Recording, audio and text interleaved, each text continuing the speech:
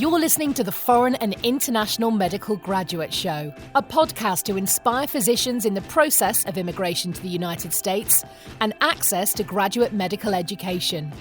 We create meaningful and helpful content that motivates medical students and doctors throughout the world, with the goal of creating a community that supports itself and gives feedback to each other, that stays updated with the most recent tips and advice on how to make it in America and become a successful resident or fellow in the specialty of your dreams. Dr. Alonso Osorio is board certified and residency trained in both emergency and family medicine and will be bringing you 20 years of his personal experiences, struggles, and motivation.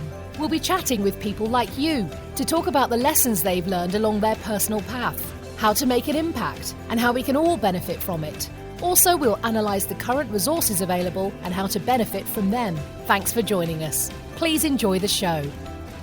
Ladies and gentlemen, this is going to be a special episode regarding an outstanding Black physician in our community. And the reason why we're bringing Dr. Terrence Julien is because he's an impressive neurosurgeon that has accomplished so much in his personal life and his professional career. And he becomes such a motivational speaker, and I almost shed tears while listening to his stories and the painful process and the difficult process that he had to deal with over the last 20 years of professional training and personal growth. So segregation in America is palpable. I'm going to tell you the truth. It's not a situation that could be ignored, but it has historical roots. And as I'm going to probably bring it up later on the episode, as an immigrant, I wanted to educate myself on this topic. And I read this book called The Color of Law. I found it rather enlightening to understand the perspective of how the political and government organizations led to segregation of Black people and minorities in this country. The Color of Law is written by Richard Ronstein, and it talks about a forgotten history of how our government in the U.S. segregated America by itself. And I highly recommend it. It's about 9 hours and a half of hardcore content that really enlightens those people that have never really got the facts on this. Obviously, the factors of racism may vary from country to country due to many historic, cultural, religious, economic, or demographic reasons, but several people assert that racism and ethnic discrimination in the United States is remarkably deep and is inherent to certain fundamental aspects of the North American society. Historically, racism constitutes to be reflected in the socioeconomic inequality. Racial stratification still continues to this day to occur in employment, housing, education, lending, and government. Racism, specifically in the United States, has been a major issue ever since the era of colonialism and slavery. Legally sanctioned racism imposed a heavy burden on Native Americans, African Americans, Latino Americans like me, Americans from lesser developed parts of Europe, and Asian Americans. The European Americans were remarkably privileged by the law in matters of literacy, immigration, voting rights, citizenship, land acquisition, and criminal procedurings over the time that extended all the way back to the 17th century to the 1960s. However, numerous European ethnic groups, including the Jews, Irish, Southern European, and Eastern European Americans, as well as immigrants from elsewhere, have suffered xenophobic exclusion and other forms of racism in the American society. And the reason why I say this is because this is not only happening to Black Americans. And as in most countries, many people in the U.S. continue to have some prejudice against other races. We're not saying only Black. Asian Americans, Latino Americans, American Indians, etc. So we need to continue to really pay attention to the current situation on that. And my message is a message of love. I don't want to create any hard feelings on any of you. Obviously, there's going to be people making a lot of statements regarding this, but the purpose of this podcast is not only motivational, but educational and could be somehow controversial. But we're going to use Dr. Julien as a significant example of accomplishment and success in the U.S. So please listen carefully, and I hope you enjoyed the show that Dr. Julien and I have put with a lot of effort and love for you guys. Thanks. Hi, guys, and welcome to the Foreign and International Medical Graduate Podcast. And today we are having Dr. Terrence Julien. is a neurosurgeon. For those that are non-medical, that means a brain surgeon. He currently practices in the institution that I do belong, and we actually got connected to there. And Dr. Julien, despite that he's not a foreign or an international medical graduate, we try to stay current with the current political and economical situation also that is happening in the world and in the United States. And, we have been speaking about the pandemic, and we brought some guests to speak about COVID-19 in the past. Dr. Aneja gave us some good information, and she'll be coming onto the show in the near future to see what's the progress that we're doing with disease process. And Dr. Julien, like me, a minority and a successful physician in the United States, and with the significant controversy in the news that you guys are seeing about the Black Lives Matters movements, BLM movement, I thought that Dr. Julien was going to be a phenomenal character to bring in, not only for his huge personal, professional accomplishments, but when I say he's a minority, he is, a person of color like me, but he's American Black. And he has done so much for himself, and I was going over his resume, and I was remarkably impressed. We're going over about 12 to 15 pages of some really phenomenal accomplishment that he has had throughout his career. Dr. Julien is a medical doctor, an MD, that is originally from Delaware, and his undergrad at University of Delaware, graduating with a major in biology and pre-medicine and a minor in psychology in 1998. And then he was immediately eager to attend medical school, and he went into Howard University, where he graduated in 1993. Dr. Julien, first of all, before I continue introducing you and you to tell us about yourself, thank you for being here, and thank you for being part of the Foreign International Medical Graduate Podcast. Sure. I am a first generation born in the U.S., but my parents immigrated from Trinidad and Tobago, so most of my family is from Caribbean descent. And so I incorporate a lot of that into my daily life. My father was very particular about education, which most of the Caribbeans that come to the U.S. back in that time, back in the 60s, they were one of the first few that immigrated into the United States. Obviously, it was a very difficult time, not only socioeconomically, unrest of the 60s. My parents always told me stories about that growing up. And it was very difficult for them because not only were they minorities, but they were minorities among the minorities being of Caribbean descent.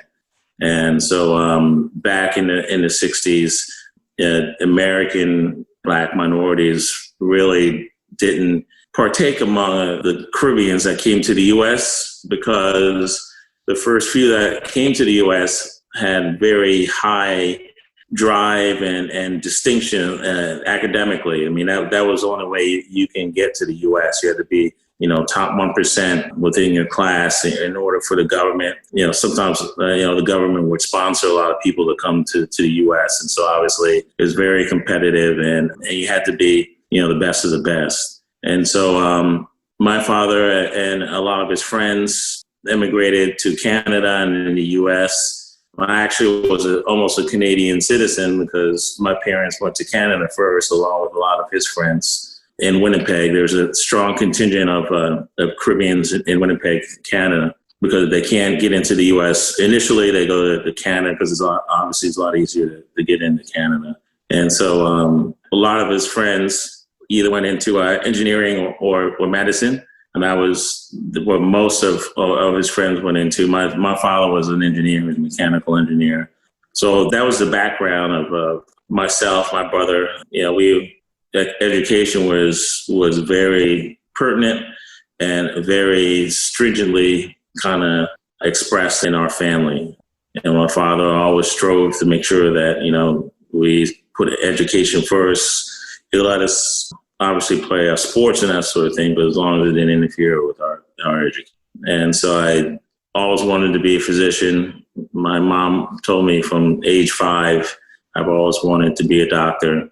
And so that was my pursuing goal. That was always, my goal was no matter what I did, I always knew that, it had to have some respect or some way to make sure that I was going to be able to attain my goal, and that was to be a doctor. And so, go ahead. You're going to ask me something? So first of all, let me trace back. Your parents immigrated from Trinidad and Tobago. You're obviously a minority like me. You're from the Caribbean. And one of the important things that your father always reminded you of is that education was the only way to succeed in life. And Yes. you started being successful since very early on. You and I, in our preliminary conversation, you have said that you became nominated to the Who is Who in America very early on since high school due to your personal achievements. And I see that you kept getting nominated through the years until recently, back to back year after year on that.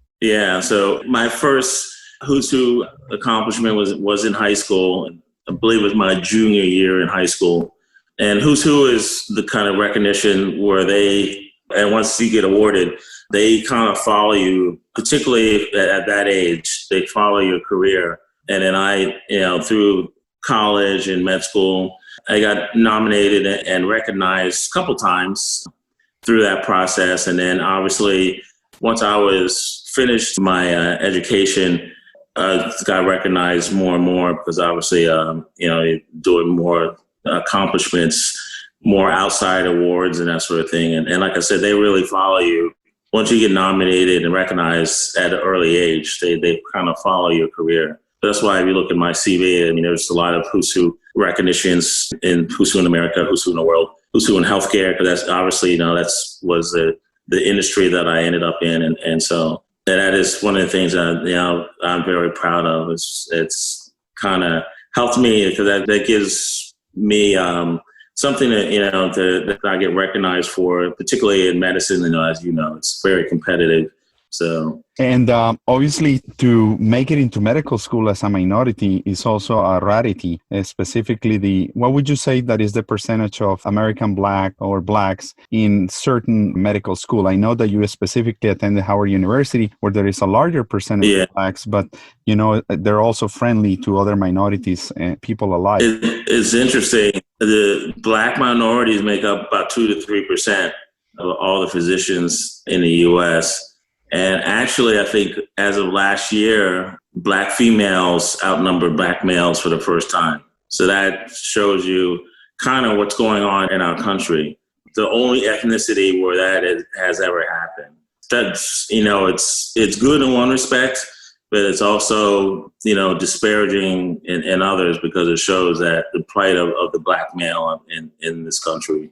Yes, that's a very hot topic also to discuss. And please understand, the listeners, that I grew up in Colombia, and for me coming to this country and going through the culturization process, I personally, in my country, I never experienced this sort of racial phenomenon that I have to deal here on a regular basis in America. And I'm always learning, and I know that we need to be, quote unquote, politically correct and be extremely careful how we manage this critical topic. And right now seems to be the hot button that cannot be pushed because you can get in real trouble really easy. But in my personal case, I never had an issue like this. And through the 20 years that I've been in America, I learned more and more and more and more. And what I have done for the last few weeks is actually I picked up a book called The Color of Law. To try to really understand the phenomenon of de jure and de facto segregation, to get myself exposed to the history. And what is interesting about this book is how the government somehow, through history, has purposely segregated minorities and Blacks in America to have purposely access to less education or less quality education, to lock them up into certain areas of neighborhoods and not let them break the cycle. And obviously, you came from a very highly educated family. You're the son of a mechanical engineer, which is not specifically the circumstances of many Black American. The culture, unfortunately, has an absence of fathers that have been caught sometimes in crime and violence.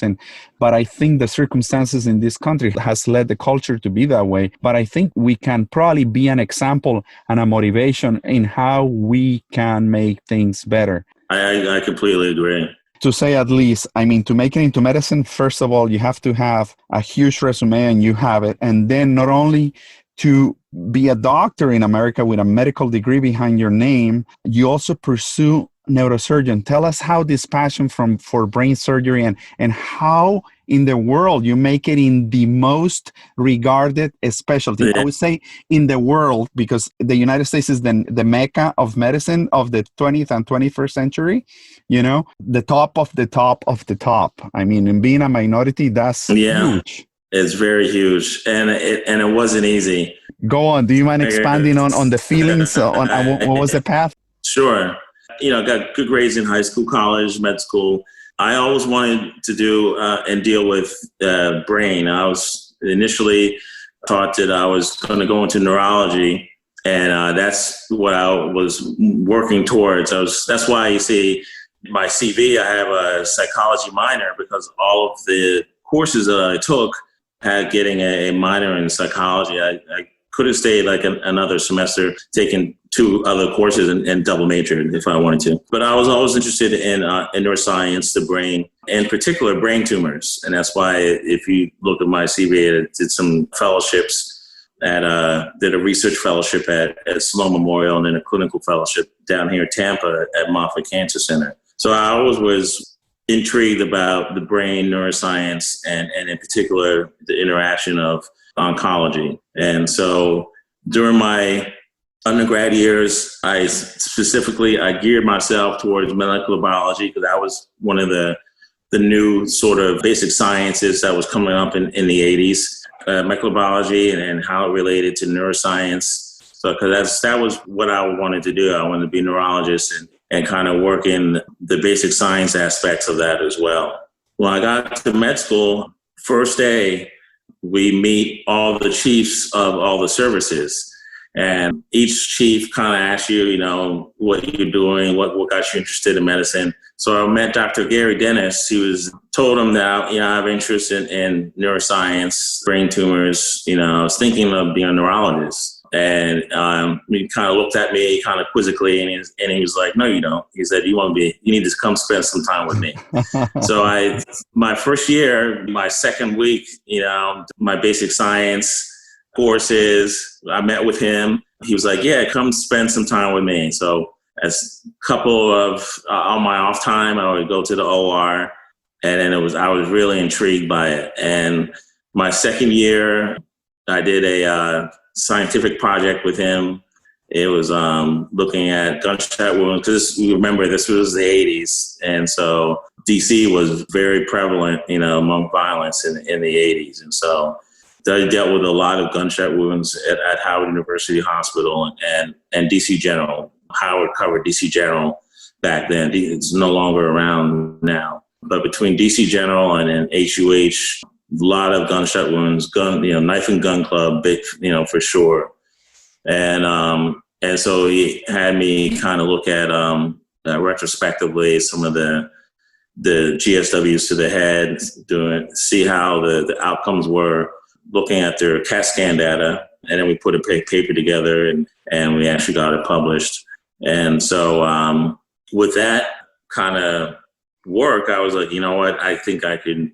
This is the field for me. And so at Howard, they have a fellowship. It's called the Mitchell Foundation Fellowship. 2 people each year get to apply and get recognized. And so that ended up being the work that I did with him. I was one of the Mitchell Foundation Fellows. Got a little stipend associated with it. We had to produce the work and then get. The basic thing is that had to get the manuscript published. And so that was the manuscript and the work that I did with him. And that really got me interested in neurosurgery. So not only you attend a school that is mostly prevalently Black, but you become the best of the best within the minority, and you excel to become one of the 2 holders of an academic scholarship to pursue a fellowship in research in neurotrauma. Yes, it was surgery and surgical subspecialties was a fellowship. Because Dr. Mitchell, he was, I believe he was either colorectal surgeon or a transplant surgeon, and he established that fellowship. So any surgery or surgical subspecialty medical student in their second year, that was like prepare them in order to get before they went into the third year. Awesome. So you did this fellowship, but I guess that was the little seeds that you planted to move on into the next step. Yeah, exactly. And this is when the going gets tough, because you're applying to brain surgery, neurosurgery in America, guys. I rotated to the neurosurgeon as an emergency physician on my first year, 1 month, on my second year, 1 month, and my third year, a couple months. And it's the most brutal rotation I ever done in my life. I did like 4 months within a 36-month period. Dr. Julien did this for the 7 years of residency training in neurosurgery, plus all the fellowships that you have accomplished. Oh my God, they're huge. Neurology, oncology, what else? Well, I will say, I don't want to forget the people that helped me. So at Howard at that time, Dr. Barber was still on staff, and he was the third Black person to get trained in neurosurgery ever. And the third Black neurosurgeon in America. Guys, and why we're talking about this is because, guys, I'm just going to be blunt. Neurosurgery is a white person, especially. I always say no women. Is the last vestige of white medicine in America. Yes, sir. You have said it better than I could have. And it's been the case. I mean, kind of going through it all and everything, I'm telling you, it is. I grew up in the suburbs in white America. That's why, everyone always jokes with me and saying why you talk the way because I grew up, in the suburbs. And so, I've always been around, white people. That's what my father wanted. He wanted to make sure that we were around people who are highly motivated, highly educated. So that would be one less thing, because being a Caribbean like you, probably more so than I do, having an accent and that sort of thing, it makes you stick out in the crowd when you're around areas of educated people in America. It is what it is. That's my father talked to me about it all the time. That's why he's like, my parents both have very thick, obviously Trinidadian accents. And my dad talked about it all the time, and how he said if there's one thing that he wished he didn't have is that accent. Because that accent, it's hard enough being Black, but being Black with a Caribbean accent, it would made it particularly hard for him to get ahead in America. And this is a question that probably I have never asked before, but I always ask myself. And as I said, without trying to make an offense to anyone, what were the teachings or the heads up or the educations or the pointers that your father told you about this racism that is so prevalent in America? What was his few things that he told you to carry yourself or to act or to do, or what were the things? Part of it was carrying yourself. You had to carry yourself the way they do. You had to be, obviously, it's a cliche, but you hear it from every Black person that has gotten ahead. You have to be the best white person, and that you're competing with. You have to be better than them, because you're at a disadvantage automatically. You walk in the room, and you're automatically at a disadvantage. They see you're Black, and on paper, you're like, oh yeah, this is a very, well-rounded, educated, person. But as soon as you walk in the room, they see that you're Black. And that puts, one check, against you. No matter what you say, no matter, who you're competing against, there's always that little check mark against you, being a Black American.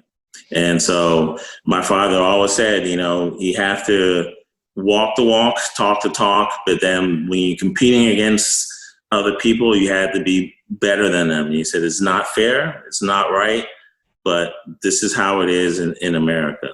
Wow, that's beautiful teachings. And, as a Latino, I would say immigrant Hispanics were also one of the groups that is, after American natives, one of the top segregated groups in the United States. And as you said, my accent has gotten me in trouble sometimes. Things get twisted or misinterpreted, or just... He said that there's one thing that he wishes he could change about himself, it's his accent. And I'm like looking at him, I'm like, why? I love your accent. I said, I wish I had your accent. And he was like, no, you don't. He's like, where we are and how you are is for a particular reason. Yes, because all the misgivings and hardships that me and your mom had to go through. being in America all these years. Well, you were referencing one of the top first three neurosurgeons, one of your attendings that you are extremely thankful for. Let's go back to that and retake from that part of the story that it seems to be extremely moving to you. Yeah, Dr. Barber was, as I said, he was the third trained neurosurgeon in the country, Black trained. When I got there, he had just, I think, stepped down the year before or 2 years ago as the chairman. And so Dr. Gary Dennis was the chairman at the time. He's from Louisiana. He was the first Black neurosurgeon trained at Baylor University. Wow. So you can see there's a lot of heritage, in the 80s, at that time. And then Dr. LaFall, I don't know if you know who Dr. LaFall is. He just passed away last year. He was a preeminent cancer surgeon, and to the point where he was president of the American Cancer Association, the only Black, surgeon that's ever been president of the American Cancer Association. He was amazing. I mean, not only Dr. Dennis, but when I started doing my third-year rotations and we would do a general surgery, I was able to scrub cases with him. He was an amazing, amazing man. I mean, we always used to hear the stories about how he never had to study during med school. He had a 100% total recall. So he would just listen during the lectures. And then, we always used to hear, because a lot of his colleagues were in med school with him.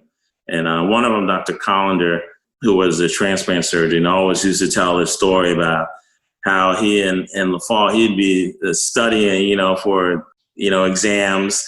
And Dr. LaFall would walk in, say, "Hey, how you doing?" And he's like, and he used to ask him, "Weren't you studying for a testimony?" I was like, "Nah, I'm good." And then he would go in and get 100. And he would ace it, huh? It's like he had that kind of a recall, that kind of memory. And so he was an amazing person. And then on top of that, he was a brilliant surgeon. Sometimes we often see that in surgical subspecialties, that people who are really, really good, smart, that they're not good hands-wise. But he was very good, chairman of this Department of Surgery. And like I said, he was president of the ACA, which is not a small accomplishment. For the non-medical listeners, we are touching right now something that he just said. When you become a brain surgeon, you have to have a huge dexterity with your hands, which you need to be good with your hands to move along, to deal with little microscopes operating on tiny little brain aneurysms or blood vessels and very particular areas that if you don't touch properly or manipulate the proper way or use a cautery on the wrong region, you can affect the patient permanently. Affect them permanently. You not only have to be smart, but you also have to be good with your hands. So you were obviously proven that you are good with fine motor skills. Yeah, that's one thing that I found during school is that, I had a good knack for surgery and I liked it. Dr. Julien, for our listeners that do not know anything about how the process of training in neurosurgery in America, can you briefly summarize it so they get a grip on what you went through, the pain? Sure. So back when I trained, we had to do 1 year of general surgery, which was the transitional year where we kind of rotated through all the surgical subspecialties. And then at that time, it was 1 in 6, so 1 year of general surgery and 6 years of neurosurgery. I spent 2 years on the neurosurgery service. And then from there, I was able to get an advanced spot at State University of New York, Upstate Medical Center. And so I had to repeat my third year, so I did 8 years of neurosurgery. Followed by how many? Followed by, so 1 in 7, so 1 year of general surgery, 7 years of neurosurgery, and then I did 2 fellowships. I did a research at Memorial Sloan-Kettering, and I did a clinical fellowship at Moffitt Cancer Center. So I did 10 years of training. After 4 years of medical school? And 4 years. And 4 years of college.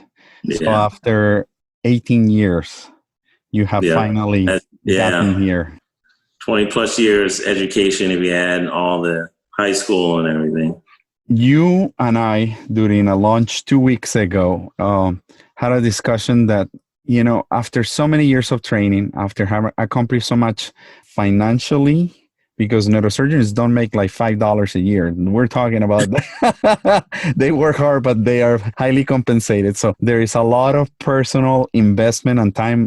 20 years in the making to be financially stable, and he deserves it because he's dealing with complex things that in the 21st century, we don't really get to understand it very well. He also dedicates himself to the most complex cases like glioblastoma multiforme, which is a horrible malignant brain tumor. And he specializes in working on that and anything brain related to tumors. And so everything that he has done has been so good academically, professionally. But during the discussion that we had is that I think he has gotten to the point in his life that is the time to give back. And he was very passionate about the fact that he felt that everything has been done from his endpoint for himself. Now it's time to give back. Tell us about how you feel about this accomplishment in your life and what's the next step, reflective part.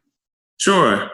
I've been in academics, my whole career up to this point. And so, spent, 12 years in academics. When I last left, I was associate professor in neurosurgery.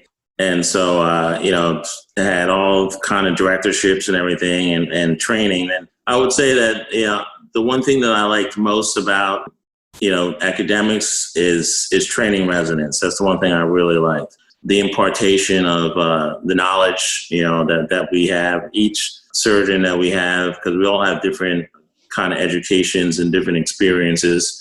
And so, at some point, but it does wear on you because like we were talking about, aside from just all the clinical sort of responsibilities, then you have academic responsibilities as well. So you have to publish.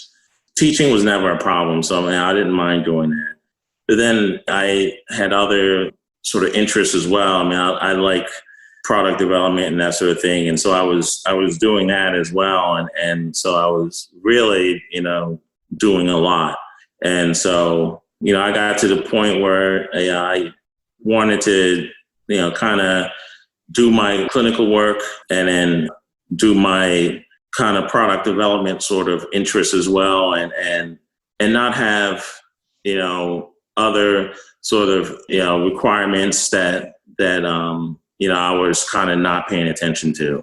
And so because they're always there, particularly in academics, there's always something that kind of your time is attributed to. And so my father passed away a couple of years ago. And I wanted to move down, be closer to my mother. And so, the position here, they had still not filled. And I did a fellowship in Tampa. So I'm very familiar with Tampa. I like Tampa and, said to myself at some point, I would want to come back to Tampa, if not to practice, maybe to retire or something like that. And so, the opportunity opened up. And so I came here back to Tampa, which allowed me to kind of still practice in the area and able to do some of the things that I want, kind of interested in still doing. So Dr. Julien is an imposing, tall, 6'5". No. The muscular man. I'm 6'1". 6'1", that drives a phenomenal gray Maserati. And he's now here with us in Tampa. And I had the privilege to give him the orientation at my hospital when he initially joined us. And I'm really thankful for you being here because it's so hard to get an hour of a brain surgeon to just talk to someone in general about life. But Dr. Julien, let me go back a little bit. Okay. I know that you broke the cycle of segregation and the competitiveness of getting into such a niche of white people. What barriers you had to go through that were not really obvious? They were like de facto, like hidden, segregated, but that it was happening. What was it like? Give us a few examples live without bringing names or people, but back in the 80s, medicine was very resistant to still, letting minorities, particularly Black minorities, in their ranks. And so, first applied to medical school, I didn't get in initially. And so I did spend a year doing research. And then that kind of allowed me to enhance, my resume to the point where I was able to get in. I got in at Howard and Thomas Jefferson. I initially waitlisted at Jeff, and then I'd already moved down to DC.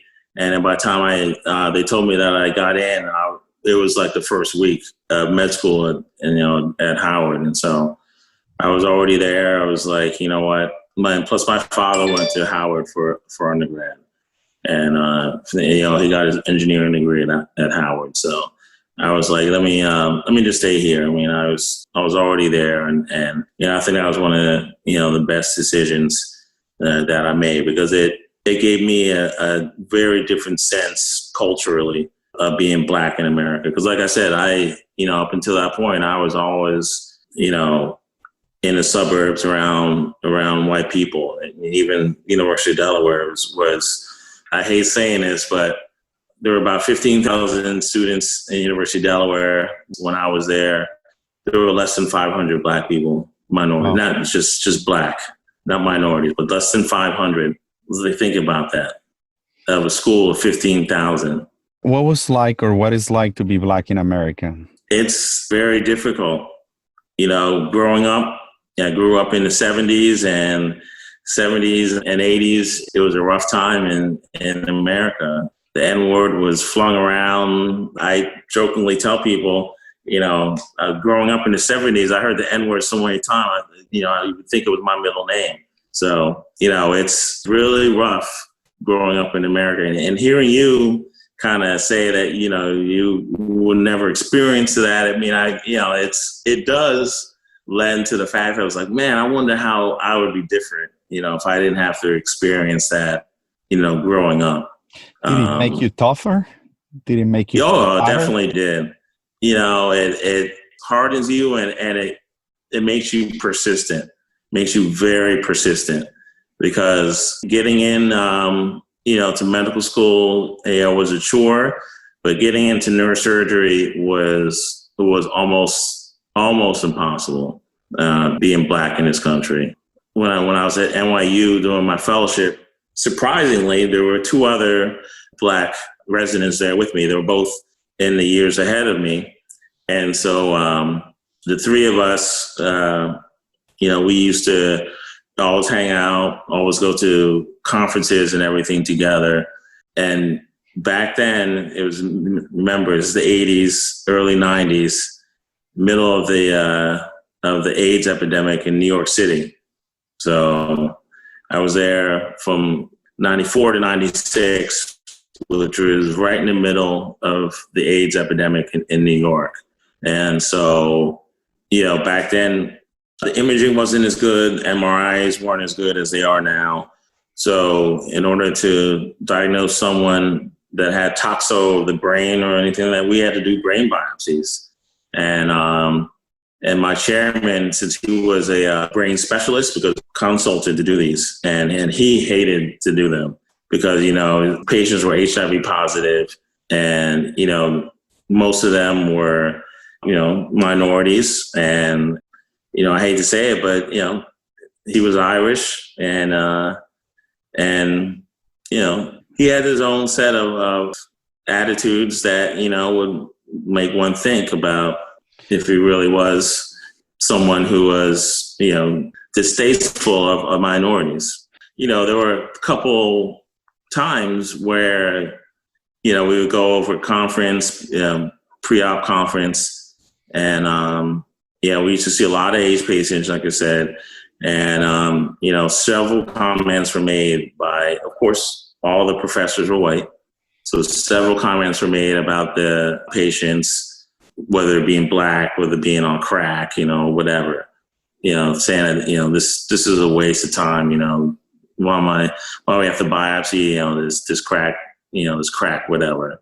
And so, and knowing that they had three minority residents, that were in the auditorium listening to what they're saying, didn't care one bit. Wow. Well, that's shocking, guys. And I think that you were also lucky enough that during your training, you found a very progressive program director that was all inclusive. And you said that your training program looked like the United Nations. They had a white, a woman, a Latino, Black. That's correct. So from there, from NYU, I went on to SUNY Upstate, and my chairman there, his name was Dr. Hodge, Charles Hodge. And all of my friends say that we owe our professional lives to him. I mean, he was very progressive. And like I was telling you, we had in my class, there was me and one other Black minority. We had an Asian. We had two women. Was even more of a rarity back then in the 90s than being Black male. So, yeah, I mean, there was a time where all the senior residents were white, and then all the residents behind them, including myself, were minorities. So at one point in the residency, minorities outnumbered the white people, which was the only program in America that was like that. It is amazing. And what do you think it would be the way to start changing our culture? I know that this movement has created a lot of criticism. And how do we do it from within ourselves individually? People like my chairman, because all the people in power are white, but it's going to take, obviously white people who are in places of power that aren't going to be afraid to elevate minorities, women. I mean, until that happens, nothing really is going to change in this country. And you look at our president now, and, it feels like we're back in the 50s and 60s, to be perfectly honest. Yes, it is extremely sad. And I try to stay away from making political comments because I know people are going to be posting, doing a lot of hate commenting and stuff like that. But, it is hard to uncover the truth. It is hard. So I'm going to ask you this. You and I have met. We're in a cocktail party, and it's not about being a doctor. And I'm a normal person. I'm a banker, and you happen to be there, extremely well dressed. And hello, hi, what's your name? I said, my name is Alonso. Sorry, and your name? I'm Dr. Terrence Julien.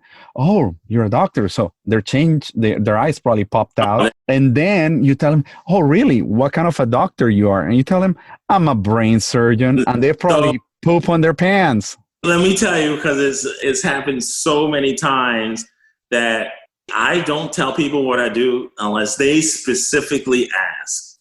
So they ask, what do you do? And a lot of people will do that. And I'll just say, oh, I'm just a physician. I don't say anything else. Sometimes people kind of pry. I let them get one question in, and I will literally deflect it. And if they're persistent, then I say, all right, I let them, I say I'm a neurosurgeon. Because once they find out you're a neurosurgeon, it's like everything changes. And I'm like, I don't want to be portrayed that way. You should be interested in who I am because of, we're here talking and everything. But once they find out that you're a neurosurgeon, they're just like, this guy has to be somebody. He's not only a neurosurgeon, but he's Black. Like, holy cow, how the hell did that happen? So it's like one of those things. I wanted to ask that. So let's get motivational. Let's say that we have an auditorium full of Black kids that are not privileged as you were growing up. Let's say that these are kids from Tampa that are obviously minorities and they have very poor access to education. They have single mothers with no parent images, with horrible exposure to domestic violence and street drugs, plenty of dropouts. And I bring you in, Dr. Julien, as the example for the community that things can change. What would be the message that you will give a 15, 13-year-old kid that is really struggling to make it? The one thing that I would tell them is that, and it's kind of multifactorial because, you have to relate to them. And, obviously I can relate to them being Black. My upbringing is obviously different from theirs. And so, I would relate to them that, even though I had a different upbringing, I still went through the same, sort of racism, roadblocks, adversities that all of them would go through. And so, the biggest thing is you have to find a mentor. And that's the one thing that I kind of strive to do.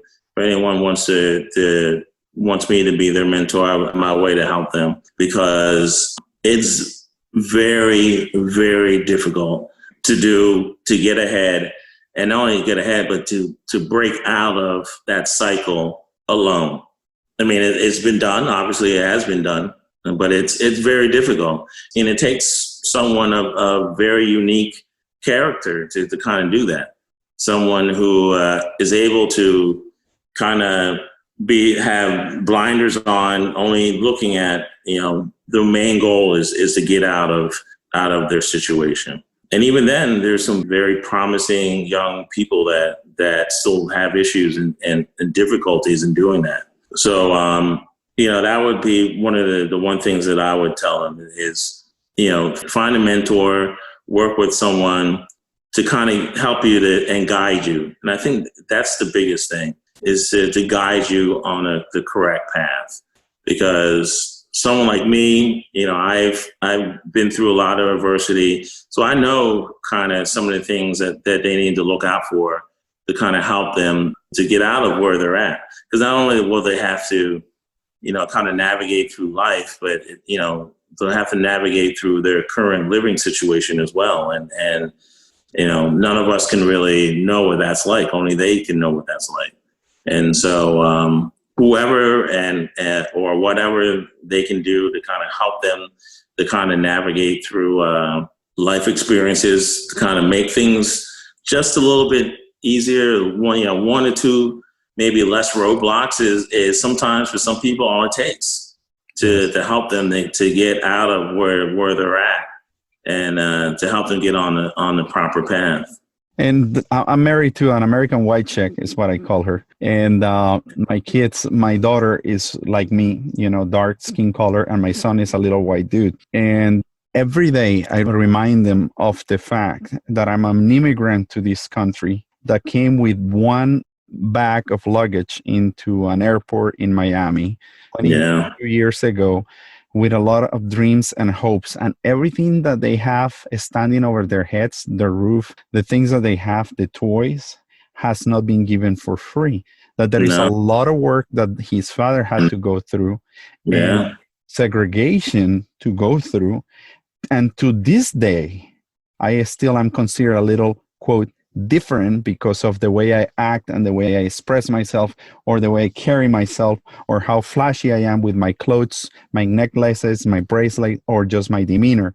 But it's who I am, and I'm not going to change. I'm extremely proud of my heritage. And I tell my kids, you must be proud, and everybody has to be treated as an equal. And unless we start changing the mentality of the little children in this country, I don't think the generations are going to change. No. Despite the nasty politics that are happening right now for power, I think this is the moment to kind of get together and realize that there is more to life than hate. And I'm just extremely moved by this episode, Dr. Julien, because it's been a lot of empowerment for minorities. So before I let you go, I want to direct a little bit of hope and specifically get some advice from you towards international medical graduates, to young kid from India that wants, or let's say China, that wants to be coming to America, has great USMLE scores and has great letters of recommendation, wants to become a neurosurgeon. What do they have to do, and what are the roadblocks they're going to be facing once in the United States? So the biggest roadblock is obviously they're going to be an FMG. And their scores more often than not are going to be better than American students. And so what they have to realize is that it's not an equal sort of comparison. FMGs always are looked upon differently. The biggest thing is that not only being a foreign medical graduate, but depending on where they come from, makes a big difference. Someone who, like you said, China, but maybe India, Germany, Canada, or United Kingdom, they're going to be looked upon in a more favorable light than some of the other foreign medical graduates. And it's all because of their similarity of their medical system to the U.S. system. And so that's the one thing. And so, there are a lot of high school students, and the medical training is very different in other countries than it is in the U.S. And I know that because, like I said, my parents are from Trinidad. They grew up in the British system. And so in order, you go right to med school from high school. It's 6 years. And what it is combined education. It's basically 2 years of undergrad, 2 to 3 years of undergrad, and 3 years of medical training. And you get the equivalent to an MD. And so that's the one thing. As far as if those roadblocks come up, my biggest suggestion is to not give up.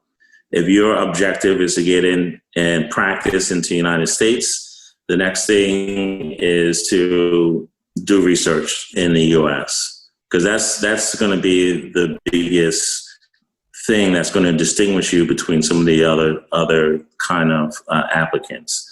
And to do research in at an institution that is one of the better known in the field that you want to get into.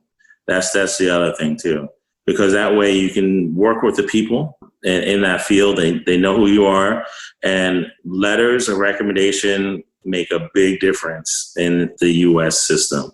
So even though if you're a foreign medical graduate, if you have 1 or 2 letters from someone that's well recognized in the field, and who knows, sometimes it's someone that we've trained with or trained us, and so those make a very, very distinguishing mark compared to someone else that has similar, kind of credentials.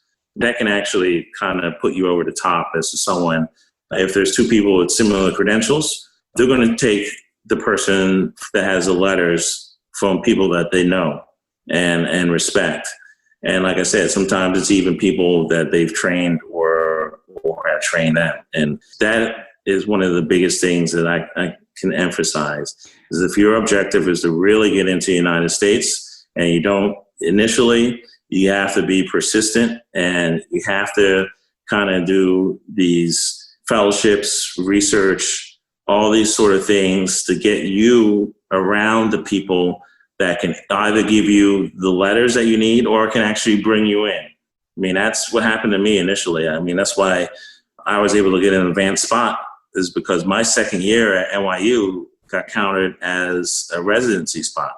And that was the first time that had ever been happened at NYU. A fellow who spent more than 1 year there actually got counted, one of the years counted towards the ABNS. And when I told Dr. Hodge that, he was like, come on, I don't believe that. Because he thought I was going to have to start, all the way from the beginning. And I was like, no. It was like my second year got counted as a PGY 3. And so, I was a PGY 2 going into PGY 3. So I was available for a PGY 3 spot. And that's what he had planned. That's what he had available.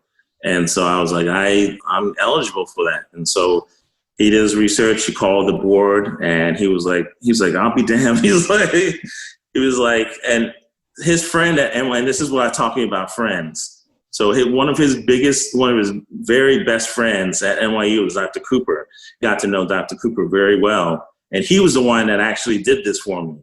He was like, I'm going to talk to Dr. Kelly, who was the chairman, and we're going to keep you on for another year. And I'm going to work. He said, I can't make any promises, but I'm going to talk to Dr. Kelly and have him work to get you the second year counted. And I was like, are you serious? And he was like, yes.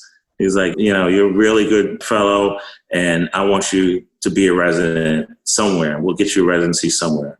And that's what I'm talking about as far as working with these people to in the field that you want to prospectively get into. Because without Dr. Cooper's help, I might not have been able to get in. And I know I definitely wouldn't have gone in, and I'd have to start all over again. So, yeah. I think all of us need an angel, and I have said this probably 10 times in the podcast. For me, was Dr. Kelly O'Keefe to give me the opportunity to become a board-certified residency trained emergency physician because that's what I wanted. So Dr. Cooper was your angel and the one that kind of gave you that opportunity. So we all need a chance, and we all have been given a chance looking back at some point in time of our lives. And that's why I talk about mentors. I couldn't have gotten where I am without Dr. Cooper and Dr. Hodge. Those two people got me where I am today. Wow, that's very sweet for you to say. So last question before I let you go. What's the personality that a neurosurgical resident has to have? I know that you guys go through a grueling, painful, long hours, crankiness attending sometimes, and you make it through 10, 12 years of brutal training. What's the personality that you have to tolerate the pain and the abuse? You have to have tough skin, because neurosurgery now is nowhere near how it was back in the 90s. I mean, I call it a powder puff neurosurgery now, because back in the 90s, I'm telling you, it was grueling. It was call every other night, every third night, at most every third night. Most of the time it was every other night. I tell people, when I was at NYU, it was an unregulated, and this is before the 80-hour. And so I spent 3 months covering the VA service by myself. 3 months on call every day. I mean, it was call from home, but you're still on call. You're still getting calls every day for 3 months. It's brutal. Every weekend, I mean, I couldn't go anywhere. I was stuck in New York for every weekend for 3 months. And I'm telling you, neurosurgery back then, it was very different, very different. And, that's part of the reason why, the 80-hour work week came in. I never experienced 80-hour work week. When the 80-hour work week came in, I was a chief resident. And of course, at that time, chief residents were exempt. Even now, chief residents are exempt on surgery. I don't know about any other subspecialty, but the chiefs on surgery are still exempt from the 80 hours, because there's no way as a chief of any surgery subspecialty you can spend 80 hours and expect to cover the cases that you need to cover. So that makes sense. Well, you heard from the man. I'm going to call Dr. Terrence Julien the man, because he broke through it. And I think the last hour and 15 minutes have been phenomenal. I'm impressed. I'm surprised. And I'm going to tell you, I'm proud of you. I'm proud of you. Thank you for doing what you do. Thank you. And I hope I never go to see you for a brain tumor. No. Never, ever. Thank you for fighting this horrible disease and this horrible condition. And from the bottom of my heart and my listeners, I hope that the message that they get to capture is one of motivation, is not one of criticism, is not one of judgment, is not a statement of us against white people. We're all in the same boat. We're one same race on this planet. Let's keep it together and let's be happy. There is no need to have hatred, and let's try to make, as the president says, America great again. Exactly. Anytime, hey, you want to do any more, let me know. You've been fantastic. A blessing. And thank you so much, Dr. Julien, for being on the show.